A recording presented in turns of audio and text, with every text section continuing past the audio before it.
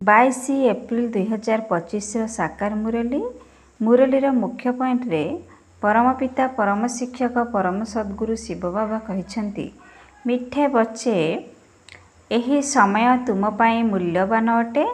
ଏହି ସମୟରେ ତୁମେ ବାବାଙ୍କର ସମ୍ପୂର୍ଣ୍ଣ ସହଯୋଗୀ ହୁଅ। ସହଯୋଗୀ ସନ୍ତାନମାନେ ହିଁ ଉଚ୍ଚପଦ ପାଇଥାନ୍ତି। ଏହି ସମୟ ତୁମ ପାଇଁ ଅତି ମୂଲ୍ୟବାନ ଅଟେ। ଏହି ସମୟରେ ତୁମେ ବାବାଙ୍କର ସମ୍ପୂର୍ଣ୍ଣ ସହଯୋଗୀ ହୁଅ। ସହଯୋଗୀ ସନ୍ତାନମାନେ ହିଁ ଉଚ୍ଚପଦ ପାଇଥାନ୍ତି। ପ୍ରଶ୍ନ, ଯୋଗ୍ୟ ସେବାଧାରୀ ସନ୍ତାନମାନେ କେଉଁଭଳି ବାହାନା କେବେ ହେଲେ କରିବେ ନାହିଁ? ଯୋଗ୍ୟ ସେବାଧାରୀ ସନ୍ତାନମାନେ କେଉଁଭଳି ବାହାନା କେବେ ହେଲେ କରିବେ ନାହିଁ?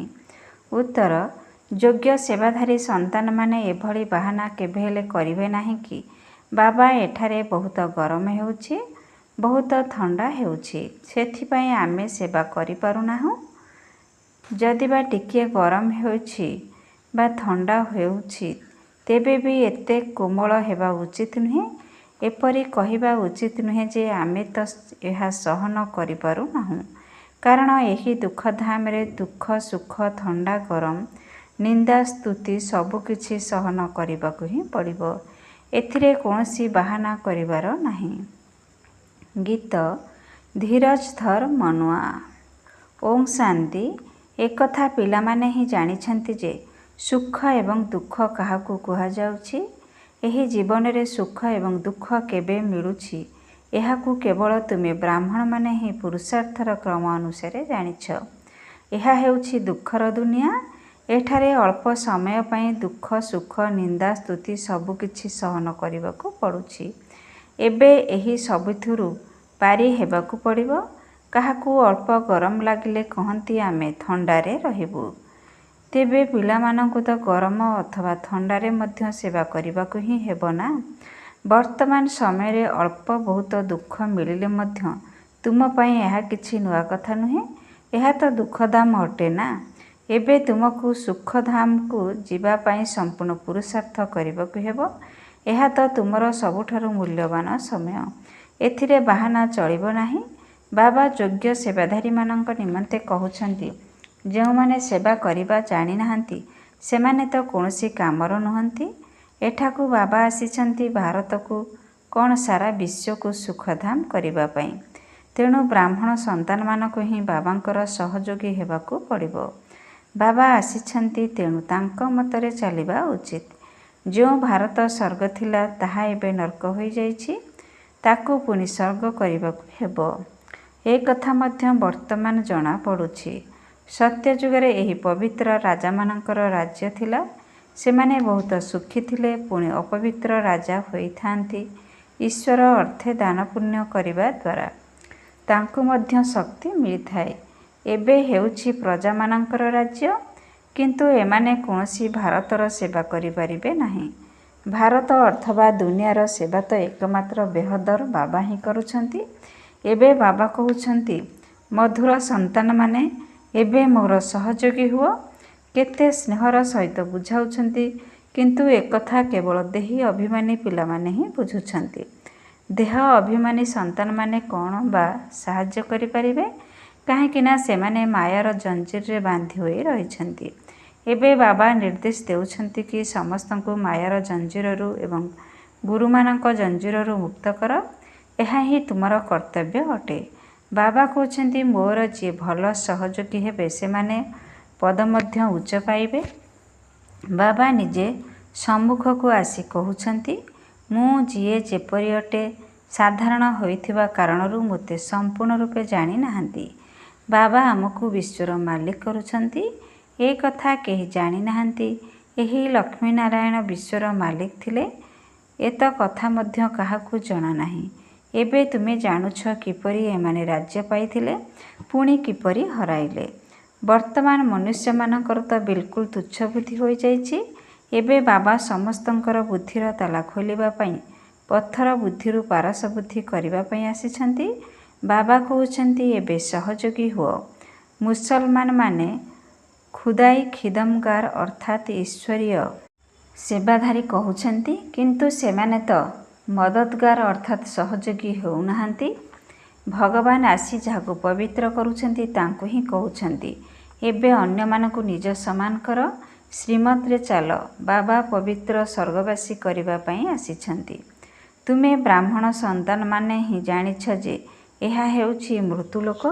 ବସୁ ବସୁ ଏଠାରେ ଅଚାନକ ମୃତ୍ୟୁ ହୋଇଯାଉଛି। ତେବେ କାହିଁକି ଆମେ ପୂର୍ବରୁ ମେହନତ କରି ବାବାଙ୍କ ଠାରୁ ପୁରା ସମ୍ପତ୍ତି ନେଇ ନିଜର ଭବିଷ୍ୟତ ଜୀବନକୁ ଶ୍ରେଷ୍ଠ ନ କରିବା? ମନୁଷ୍ୟମାନଙ୍କର ଯେବେ ବାନପ୍ରସ୍ଥ ଅବସ୍ଥା ହୁଏ ଭାବନ୍ତି ଏବେ ଆମେ ଭକ୍ତି କରିବା। ବାନପ୍ରସ୍ଥ ଅବସ୍ଥା ନ ହେବା ପର୍ଯ୍ୟନ୍ତ ଖୁବ୍ ଧନ ସମ୍ପତ୍ତି ରୋଜଗାର କରିଥାନ୍ତି। ବର୍ତ୍ତମାନ ତୁମ ସନ୍ତାନମାନଙ୍କର ବାନପ୍ରସ୍ଥ ଅବସ୍ଥା ଅଟେ। ତେବେ କାହିଁକି ବାବାଙ୍କର ସହଯୋଗୀ ନ ହେବା? ତେବେ ନିଜର ମନକୁ ପଚାରିବା ଦରକାର, ମୁଁ ବାବାଙ୍କର ସହଯୋଗୀ ହୋଇଛି? ଯୋଗ୍ୟ ସେବାଧାରୀ ସନ୍ତାନମାନେ ତ ବିଖ୍ୟାତ ହୋଇଯାଆନ୍ତି। ସେମାନେ ବହୁତ ଭଲ ମେହନତ କରୁଛନ୍ତି। ତେବେ ଯୋଗଯୁକ୍ତ ହୋଇ ରହିଲେ ହିଁ ସେବା କରିପାରିବ। ଯୋଗବଳ ଦ୍ୱାରା ହିଁ ସାରା ଦୁନିଆକୁ ପବିତ୍ର କରିବାକୁ ହେବ। ସାରା ବିଶ୍ୱକୁ ତୁମେ ପାବନ କରିବା ପାଇଁ ନିମିତ୍ତ ହୋଇଛ। ତୁମ ପାଇଁ ପୁଣି ପବିତ୍ର ଦୁନିଆ ମଧ୍ୟ ନିଶ୍ଚୟ ଦରକାର। ସେଥିପାଇଁ ପତିତ ଦୁନିଆର ବିନାଶ ନିଶ୍ଚିତ ହେବ। ଏବେ ସମସ୍ତଙ୍କୁ ଏହି କଥା କୁହ ଯେ ଦେହ ଅଭିମାନକୁ ଛାଡ଼, ଏକମାତ୍ର ବାବାଙ୍କୁ ହିଁ ମନେ ପକାଅ। ସେ ହିଁ ପତିତ ପାବନ ଅଟନ୍ତି। ସମସ୍ତେ ତାଙ୍କୁ ହିଁ ସ୍ମରଣ କରୁଛନ୍ତି। ସାଧୁ ସନ୍ଥ ଆଦି ସମସ୍ତେ ଅଙ୍ଗୁଳି ଦ୍ୱାରା ଉପରକୁ ଇଙ୍ଗିତ କରନ୍ତି ଯେ ପରମାତ୍ମା ଜଣେ ଅଟନ୍ତି। ସେ ହିଁ ସମସ୍ତଙ୍କର ସୁଖଦାତା। ଈଶ୍ୱର ଅଥବା ପରମାତ୍ମା କହିଦେଉଛନ୍ତି, କିନ୍ତୁ ତାଙ୍କୁ କେହି ଜାଣିନାହାନ୍ତି। କେହି ଗଣେଶ, ହନୁମାନ ଅଥବା ନିଜର ଗୁରୁଙ୍କୁ ମନେ ପକାଉଛନ୍ତି। ଏବେ ତୁମେ ଜାଣୁଛ ସେମାନେ ସବୁ ହେଉଛନ୍ତି ଭକ୍ତିମାର୍ଗର। ଭକ୍ତିମାର୍ଗ ମଧ୍ୟ ଅଧାକଳ୍ପ ଚାଲିବାର ଅଛି। ବଡ଼ ବଡ଼ ଋଷି ମୁନି ଆଦି ସମସ୍ତେ ନେତି ନେତି ଅର୍ଥାତ୍ ଆମେ ଜାଣିନାହୁଁ ବୋଲି କହି ଆସୁଛନ୍ତି। ରଚୟିତା ଏବଂ ରଚନାକୁ ଆମେ ଜାଣିନାହୁଁ। ବାବା କହୁଛନ୍ତି ସେମାନେ ତ୍ରିକାଳଦର୍ଶିତ ନୁହନ୍ତି। ବୀଜରୂପ ଜ୍ଞାନର ସାଗର ତ ଜଣେ ହିଁ ଅଟନ୍ତି। ସେ ଆସୁଛନ୍ତି ମଧ୍ୟ ଭାରତକୁ। ଶିବ ଜୟନ୍ତୀ ଏବଂ ଗୀତା ଜୟନ୍ତୀ ମଧ୍ୟ ପାଳନ କରୁଛନ୍ତି। ତେଣୁ କୃଷ୍ଣଙ୍କୁ ସ୍ମରଣ କରୁଛନ୍ତି। ଶିବଙ୍କୁ ତ ଜାଣିନାହାନ୍ତି। ଶିବ ବାବା କହୁଛନ୍ତି ପତିତ ପାବନ ଜ୍ଞାନର ସାଗର ତ ମୁଁ ହିଁ ଅଟେ। କୃଷ୍ଣଙ୍କ ପାଇଁ ତ କହିପାରିବ ନାହିଁ। ତେବେ ଗୀତାର ଭଗବାନ କିଏ? ଏହି ଚିତ୍ର ବହୁତ ଭଲ। ବାବା ଏହି ଚିତ୍ର ସବୁ ପିଲାମାନଙ୍କର ହିଁ କଲ୍ୟାଣ ନିମନ୍ତେ ତିଆରି କରାଇଛନ୍ତି। ଶିବ ବାବାଙ୍କ ମହିମା ତ ସମ୍ପୂର୍ଣ୍ଣ ଲେଖିବାକୁ ହେବ। ତେବେ ସମସ୍ତ ଆଧାର ଏହା ଉପରେ ହିଁ ରହିଛି। ଉପରକୁ ଯେଉଁ ଆତ୍ମାମାନେ ଆସୁଛନ୍ତି ସେମାନେ ପବିତ୍ର ହିଁ ଥାଆନ୍ତି। ପବିତ୍ର ହେବା ବିନା କେହି ଘରକୁ ଯାଇପାରିବେ ନାହିଁ। ମୂଳ ଏବଂ ମୁଖ୍ୟ କଥା ହେଉଛି ପବିତ୍ରତାର। ତାହା ହେଉଛି ପବିତ୍ର ଧାମ, ଯେଉଁଠି ସମସ୍ତ ଆତ୍ମାମାନେ ରହୁଛନ୍ତି। ତୁମେ ଏଠାରେ ଅଭିନୟ କରି କରି ପତିତ ହୋଇଯାଇଛ। ଯିଏ ସବୁଠାରୁ ଅଧିକ ପାବନ ଥିଲେ ସିଏ ପୁଣି ପତିତ ହୋଇଛନ୍ତି। ଦେବୀ ଦେବତା ଧର୍ମର ନାମ ଚିହ୍ନ ମଧ୍ୟ ଗୁପ୍ତ ହୋଇଗଲାଣି। ଦେବତା ଧର୍ମ ପରିବର୍ତ୍ତେ ହିନ୍ଦୁ ଧର୍ମ ନାମ ରଖିଦେଇଛନ୍ତି। ତୁମେ ହିଁ ସ୍ୱର୍ଗର ରାଜ୍ୟ ନେଉଛ, ପୁଣି ହରାଉଛ। ଏହା ହାରିବା ଏବଂ ଜିତିବାର ଖେଳ ଅଟେ। ମାୟାଠାରୁ ହାରିଲେ ହାରିବା, ମାୟାଠାରୁ ଜିତିଲେ ଜିତିବା। ମନୁଷ୍ୟମାନେ ତ ରାବଣର ଏତେ ବଡ଼ ମୂର୍ତ୍ତି କେତେ ଖର୍ଚ୍ଚ କରି ତିଆରି କରୁଛନ୍ତି, ପୁଣି ଗୋଟିଏ ଦିନରେ ଜଳାଇ ଦେଉଛନ୍ତି। କାରଣ ସିଏ ଶତ୍ରୁ ଅଟେ ନା। କିନ୍ତୁ ଏହା କଣ୍ଢେଇ ଖେଳ ହୋଇଗଲା। ଶିବ ବାବାଙ୍କର ମଧ୍ୟ ଚିତ୍ର ତିଆରି କରି ପୂଜା କରି ପୁଣି ଭାଙ୍ଗି ଦେଉଛନ୍ତି। ଦେବୀମାନଙ୍କର ଚିତ୍ର ମଧ୍ୟ ଏହିପରି ତିଆରି କରି ପୁଣି ନେଇ ବୁଡ଼ାଇ ଦେଉଛନ୍ତି। କିଛି ହେଲେ ବୁଝୁନାହାନ୍ତି। ଏବେ ତୁମେମାନେ ବେହଦର ଇତିହାସ ଭୂଗୋଳକୁ ଜାଣୁଛ କି? ଏହି ଦୁନିଆର ଚକ୍ର କିପରି ଘୁରୁଛି? ସତ୍ୟଯୁଗ ତ୍ରେତୟା ଯୁଗ ବିଷୟରେ କାହାକୁ ବି ଜଣା ନାହିଁ। ଦେବତାମାନଙ୍କର ମଧ୍ୟ ନିନ୍ଦନୀୟ ଚିତ୍ର କରିଦେଇଛନ୍ତି। ବାବା ବୁଝାଉଛନ୍ତି ମଧୁର ସନ୍ତାନମାନେ, ବିଶ୍ୱର ମାଲିକ ହେବା ପାଇଁ ବାବା ତୁମକୁ ଯେଉଁ ଖାଦ୍ୟପେୟର ବାରଣ ବତାଉଛନ୍ତି ସେସବୁ ବାରଣ କର। ଯୋଗଯୁକ୍ତ ସ୍ଥିତିରେ ରହି ଭୋଜନ ତିଆରି କର। ଯୋଗଯୁକ୍ତ ସ୍ଥିତିରେ ରହି ଖାଅ। ବାବା ନିଜେ କହୁଛନ୍ତି ମୋତେ ମନେ ପକାଅ, ତେବେ ତୁମେ ପୁନର୍ବାର ବିଶ୍ୱର ମାଲିକ ହୋଇଯିବ। ବାବା ମଧ୍ୟ ପୁଣି ଥରେ ଆସିଛନ୍ତି। ଏବେ ସମ୍ପୂର୍ଣ୍ଣ ବିଶ୍ୱର ମାଲିକ ହେବାକୁ ପଡ଼ିବ। ଫଲୋ ଫାଦର ମଦର ଅର୍ଥାତ୍ ବ୍ରହ୍ମା ବାବା ଏବଂ ମାମାକୁ ଅନୁକରଣ କର। ତେବେ ମାତାଙ୍କ ବିନା କେବଳ ପିତା ତ ହୋଇପାରିବେ ନାହିଁ। ସନ୍ନ୍ୟାସୀମାନେ କହିଥାନ୍ତି ଯେ ଆମେ ସମସ୍ତେ ପିତା, ଆତ୍ମା ସ୍ୱପରମାତ୍ମା। ତାହା ସମ୍ପୂର୍ଣ୍ଣ ଭୁଲ ହୋଇଯାଉଛି। ଏଠାରେ ମାତା ପିତା ଉଭୟ ପୁରୁଷାର୍ଥ କରୁଛନ୍ତି। ଫଲୋ ମଦର ଫାଦର ଏହି ଶବ୍ଦ ମଧ୍ୟ ଏଠିକାର ଅଟେ। ଏବେ ତୁମେ ଜାଣୁଛ ଯେ ବିଶ୍ୱର ମାଲିକ ଥିଲେ, ପବିତ୍ର ଥିଲେ। ବର୍ତ୍ତମାନ ସେମାନେ ଅପବିତ୍ର ହୋଇଯାଇଛନ୍ତି, ପୁନର୍ବାର ପବିତ୍ର ହେଉଛନ୍ତି। ଆମେ ମଧ୍ୟ ତାଙ୍କର ଶ୍ରୀମତକୁ ପାଳନ କରି ଏହି ପଦକୁ ପ୍ରାପ୍ତ କରୁଛୁ। ସେ ଏହାଙ୍କ ଦ୍ୱାରା ନିର୍ଦ୍ଦେଶ ଦେଉଛନ୍ତି। ଏହି ନିର୍ଦ୍ଦେଶକୁ ପାଳନ କରିବାକୁ ହେବ। ଯଦି ତାଙ୍କୁ ଅନୁକରଣ କରୁନାହଁ ତେବେ କେବଳ ବାବା ବାବା କହି ମୁଖ ମିଠା କରୁଛ। ଯଦି ଅନୁକରଣ କରୁଛ ତେବେ ସୁପୁତ୍ର ସନ୍ତାନ କୁହାଯିବ। ତୁମେମାନେ ଜାଣିଛ, ମାମା ବାବାଙ୍କୁ ଅନୁକରଣ କଲେ ହିଁ ଆମେ ରାଜା ହୋଇପାରିବା। ଏସବୁ ବୁଝିବାର କଥା।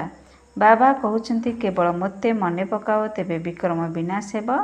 ବାସ୍ ଅନ୍ୟମାନଙ୍କୁ ଏହା ମଧ୍ୟ ବୁଝାଅ ତୁମେ କିପରି 84 ଜନ୍ମ ନେଇ ନେଇ ଅପବିତ୍ର ହୋଇଯାଇଛ।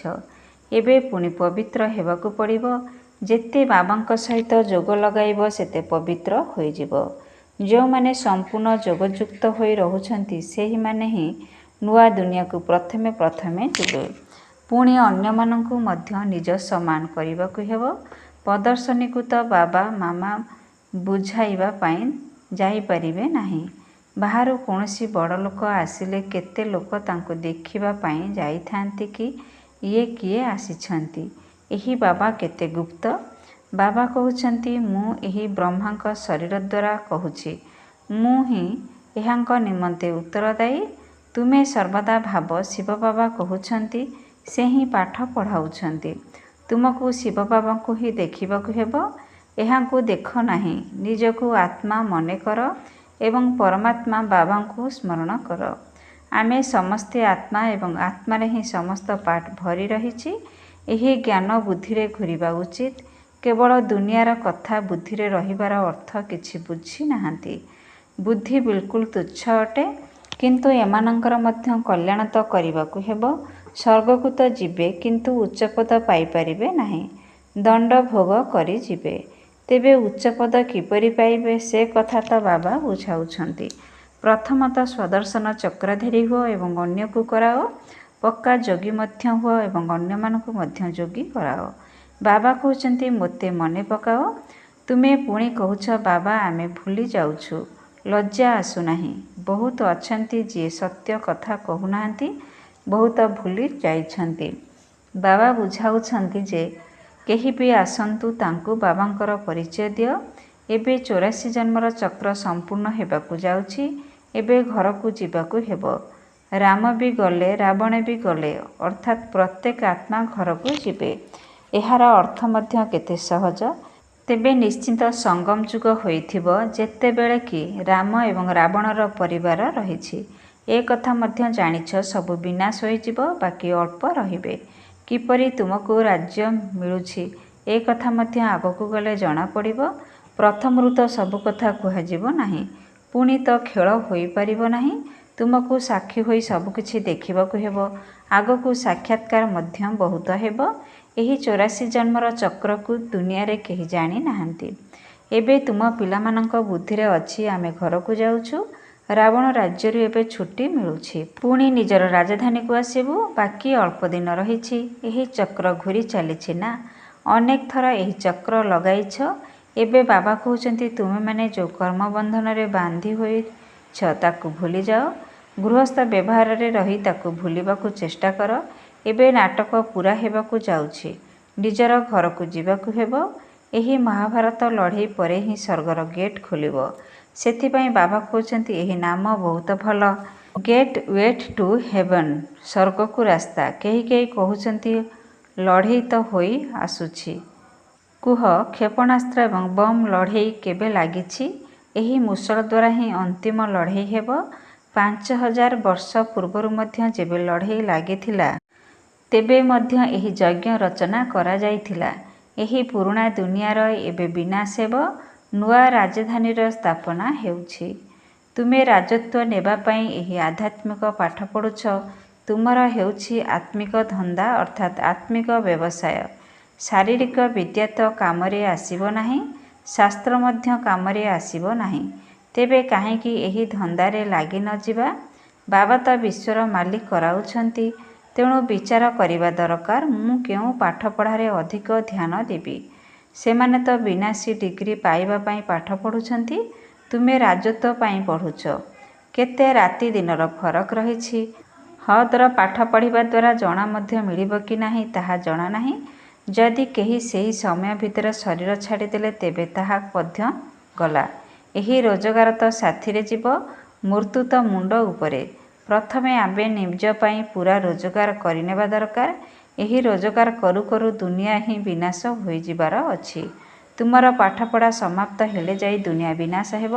ତୁମେ ଜାଣିଛ, ଯିଏ ବି ମନୁଷ୍ୟ ମାତ୍ରକେ ରହିଛନ୍ତି ତାଙ୍କ ମୁଠାରେ ଚଣା ଅର୍ଥାତ୍ ମୂଲ୍ୟହୀନ ବିନାଶୀ ସମ୍ପତ୍ତି ରହିଛି।